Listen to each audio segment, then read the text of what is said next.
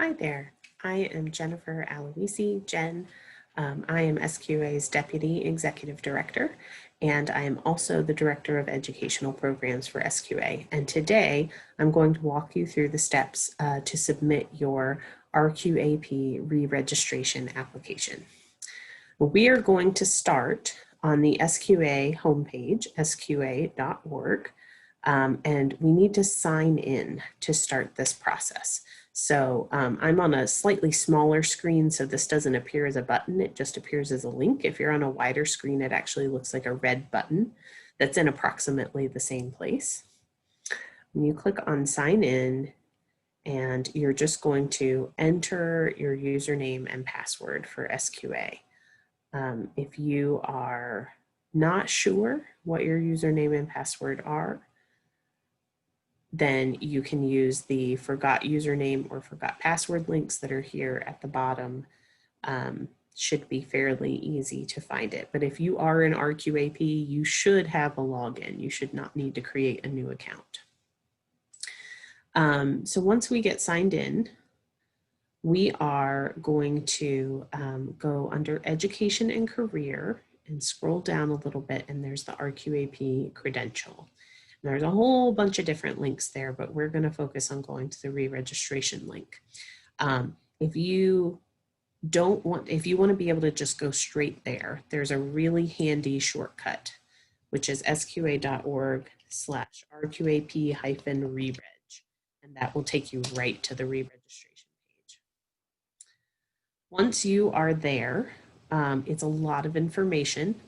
We are working on trying to identify some better ways to organize the information, but for now, the re-registration application button is right here at the top right. It's very easy to find. There are a few quick links listed under it if you need some quick links to get to different parts of the application. If you click on that button, it's going to open a new page, and the new page is going to give you the 3 steps for submitting your re-registration application, along with some information on how many units you need and calculating your units and that sort of thing. The very first step is ensuring that you have your re-registration activity documentation in place. That can include the SQA activities that are stored in your transcript in the SQA Online Learning Center. It can also include activities that you have submitted in the self-reported learning section of the SQA Online Learning Center. Either way, you have to make sure that all of your activities and documentation are there. If you click this link, it's going to take you into the Online Learning Center. I already have a tab open for that, so I'm just going to click over to that tab. And you can see that the user that I'm logged in as, which is a test user, this is not a real person's account. There are 2 very important areas here from a re-registration perspective. The first area I want to point out is the transcript area, which is up here on the top left. And when we click on that, it's going to take you to the list of every SQA activity in the transcript that in the Online Learning Center that you have taken, or that has is a self-reported learning activity that has been approved by the re-registration committee already. So those are the 2 things. They're SQA activities that you completed and you were awarded units for, and there's a course in the Online Learning Center that you can go to, or they are activities that you submitted that have been approved. You can tell the easy difference between them is the SQA activities that have a course, there's a link, so they're underlined and you can click on them. The activities that you submitted in the self-reported learning area do not have a link because there's nothing to go to. It lists your RQAP units over here in the credits column, and it will tell you what type of units and how many units there are. Obviously, we have talked a number of times about the fact that the calculation of units changed as of October 1st, 2019. So anything you have from before that time that has the old calculation of units, you need to mentally calculate that by 4. when you're totaling up to make sure that you have the number of units. Anything that is a quarter of a unit is likely to have been longer than 15 minutes. So it's probably really should be multiplied by 4 to be 1 unit for 1 hour of training. This is a long list and it can get jumbled. You can sort it by the completed date. And when you do that, it's going to put it in chronological order. So you can scroll down to the section that you may have. This account does not have more recent activities, but the section that applies to your re-registration time window. If you are re-registering for the first time this time, which means you took the exam in 2017 and passed, then your activities must be completed between April 1st, 2017 and September 30th of this year. If you took the exam prior to that, and this is not your first re-registration window, you re-registered in 2017, then your activities must have been completed between October 1st, 2017 and September 30th of this year. You can copy and paste these into an Excel spreadsheet if that's easier for you to work with. We're hoping to get some additional functionality added to the transcript in the future, but it's not going to happen before you re-register. So that is what we're working with for now. I'm going to go back to the home button so we can talk about the self-reported learning area. There are a couple of things I want to go over here. First, this list is going to be your most recent 5 submissions. And it'll tell you what their status is, the title of the activity and the status. If you need to submit a new request, there's this submit new request link here, and that's going to take us into the form that gives us lots of details. If you have never submitted an activity in the self-reported learning before, I encourage you strongly to please read all of these instructions. It is a lot of information, but it's going to save you a headache in the long run. Then we get down to this section where we are going to put in an activity title, and I am just going to put in today's activity, and we are going to choose that this is from face-to-face learning. Date completed, it defaults to today's date. Let's say that I really did this on the 10th of June. I can move that. The time doesn't matter as much. The time appears, you can leave it there, you can change it. That one is not as important. And then you have to identify what kind of units this is for. So I'm going to say this was for GCP or GLP. It was a 1-hour webinar, so it would be worth 1 unit. I have to put zeros in these other boxes because they are all required fields. My description, I'm going to say was a webinar, and I would probably describe what the topic is. And I might say something about your documentation. If you don't have a lot of extra documentation available, for example, if it was a webinar and they did not give a certificate of attendance at the end, you might want to say, I've included this as my proof that I attended the webinar because I didn't get a certificate of attendance. Anything that might provide clarification can go here. Our number of hours was 1 hour, so we're going to put that in there. And then there is a place for attachments. So you can add by clicking on this button, or you can just drag and drop an attachment. So I'm going to actually drag and drop something from a window over here that will be a good, easy attachment for this. And it just puts it right in, shows up there, and then I'm going to hit submit.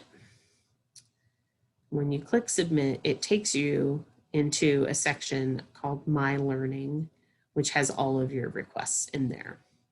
I'm going to show you how to get to My Learning if you are not already in this section. So let's go back to the home. And let's say you have received a notification that more information is required on one of your activities. You can see I've set up a test activity that actually has that in there. we're going to go to view all requests. View all requests shows you everything. It shows you your open activities, which means they have not been approved or denied, your denied activities, your approved activities, and if you've resubmitted anything, it will appear in this resubmitted area. So right now, we've got one activity that is awaiting review, and we've got one activity that says more information is required.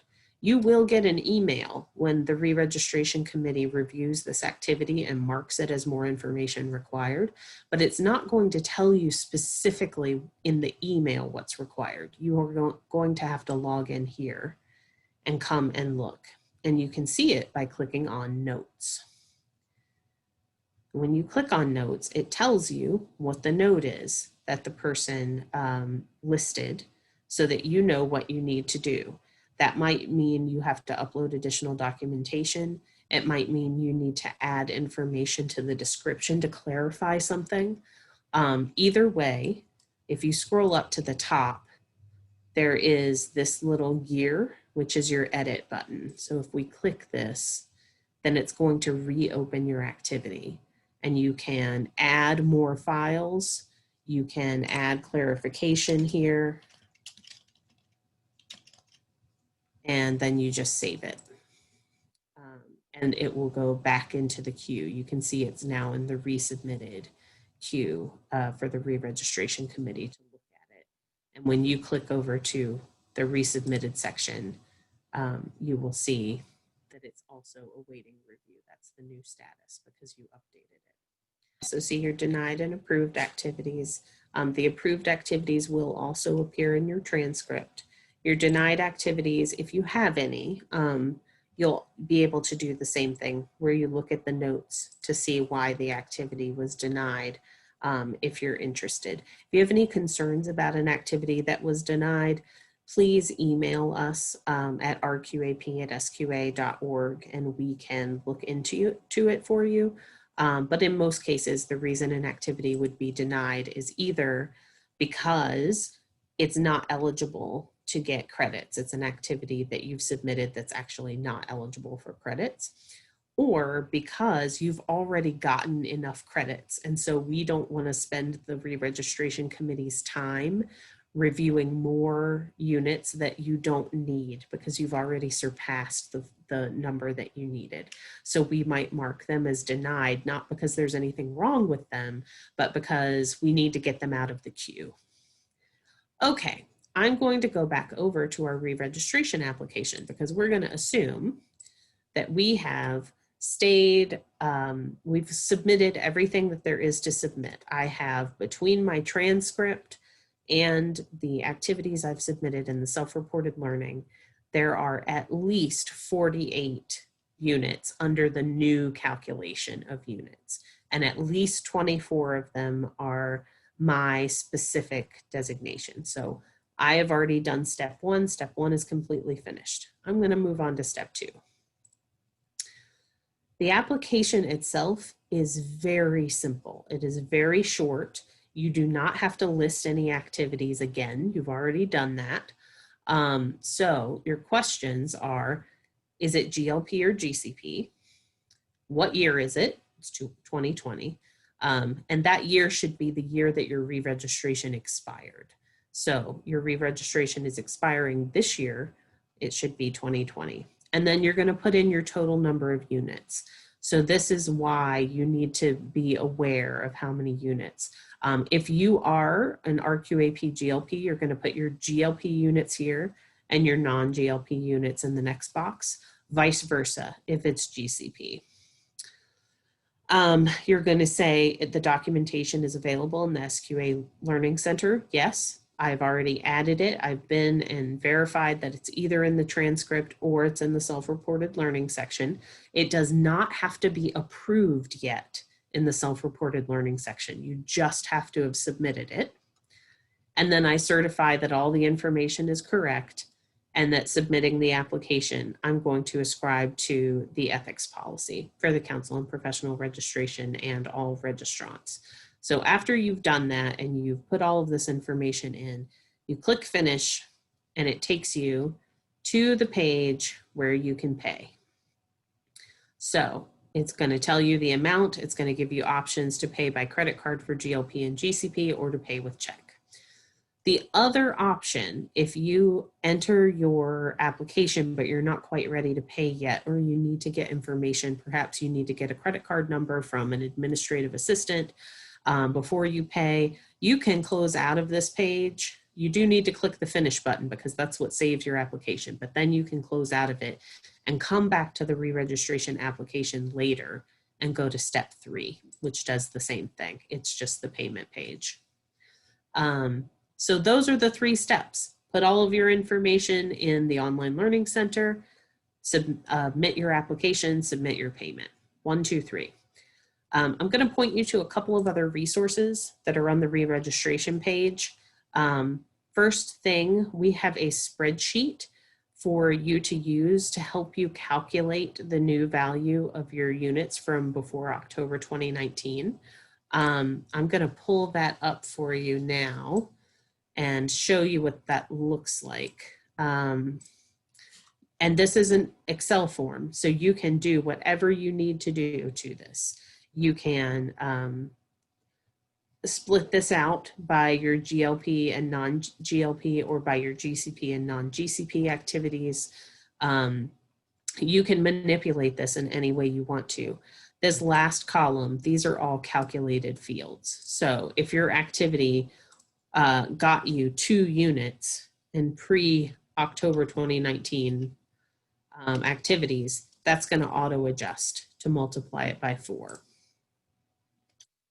And then your activities down here that have happened in the last year, it's just going to copy over whatever you put here. So if this was really 8 hours, that's going to change to 8. And then your total will be down here. You need at least a total of 48, at least 24 or half of those have to be in your discipline. So if you're RQAP, GLP, they have to be, at least 24 of them need to be GLP. All 48 of them can be GLP, but at a minimum, 24 of them need to be GLP. So you can download that spreadsheet from right here. The other thing I'm going to show you is there's a table, which you can click here. This table is so useful. It tells you all of the activities that you can earn units for, how they were calculated before last October, how they're calculated now, and what kind of documentation you need to submit if you are submitting it for self-reported learning. So we go through membership activities, there's educational activities, and it talks about the difference between a time-bound activity, so a 1-hour webinar, you know exactly how long it was planned for and how long it's going to be, versus self-paced education. And there are different options there for how to track your self-paced education. There are university courses, and then we go into instructing and authoring activities. So when you are the teacher, when you give a poster, when you write a book chapter or a peer-reviewed article or a technical article, those all award you some units. And then into your service activities. So serving on an elected or an appointed board or committee, serving as a chair, co-chair, vice chair, or co-vice chair on a volunteer committee or special interest group, as well as mentoring and being an abstract reviewer and other volunteer activities are all listed here. Right below that, there's this section on dual registration. So this will be very helpful for those of you who hold both the GCP and the GLP credential. You do have to submit 2 separate applications, but if you do it exactly right, you can use the same units for both of them. If you get 24 GLP and 24 GCP units, then you can use those same 48 units for both applications. The other piece of it that I wanted to point out to you is our FAQs. So there is the FAQs page, which you can click to from here. It also has a handy shortcut. So it's RQAP-FAQ. And that takes you to our frequently asked questions section. It starts with exam eligibility and information, but if you scroll down, we get to the re-registration section. Starts with question 15. So there are questions about how to apply on here. There are questions about documentation of activities, about when you can apply, and then questions about the activities of themselves. What counts as discipline specific? How do I earn units for free or for cheap? What happens if I don't think I have enough? All sorts of questions that may be answered here for you. I hope this has been helpful. I hope that you all are able to use this information to complete your RQAP application. And I am looking forward to seeing your re-registrations come tumbling in. If you have any questions, you can always contact us at rqap@sqa.org. Thank you so much.